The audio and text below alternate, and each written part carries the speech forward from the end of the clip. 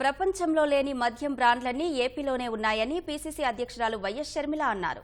మద్యపాన నిషేధం అంటూనే సర్కార్ వ్యాపారం చేస్తుందని మండిపడ్డారు.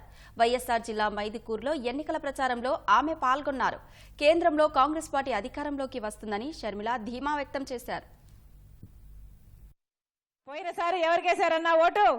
ఎవరు మీ సిట్టింగ్ ఎమ్మెల్యే? రఘురామరెడ్డి. స్మగ్లర్ కదా, మట్టి మాఫియా, ఇసుక మాఫియా అన్ని చేస్తాడట కదా. మరి ఎందుకు వేయాలన్నా వీళ్ళకి ఓట్లు? రాజోలి ప్రాజెక్ట్ ఏమైంది? జగన్మోహన్ రెడ్డి గారు కట్టానన్నాడు కదా, శంకుస్థాపన చేశారు కదా. అయిందన్నా రాజోలి ప్రాజెక్టు జగన్మోహన్ రెడ్డి గారు కట్టాడా? మీ ఎమ్మెల్యే కొట్లాడి కట్టించాడా? తాగు నీళ్లు లేకపోగా కనీసం తాగడానికి కూడా నీళ్లు లేవంటే వీళ్ళకి ఎందుకు వేయాలన్నా ఓట్లు? ఎందుకు వేయాలి వీళ్ళకి ఓట్లు?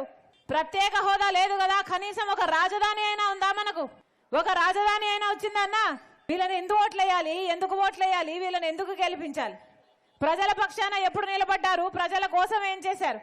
కాంగ్రెస్ పార్టీ అధికారంలోకి వచ్చినాక 10 సంవత్సరాల ప్రత్యేక హోదా ఇస్తామన్నారు రాహుల్ గాంధీ గారు. ఆ మాట పట్టుకొని వచ్చింది రాజశేఖర రెడ్డి బిడ్డ. అన్నా నేను ఎంపీగా పోటీ చేస్తున్నా, మీరు ఆశీర్వదించండి.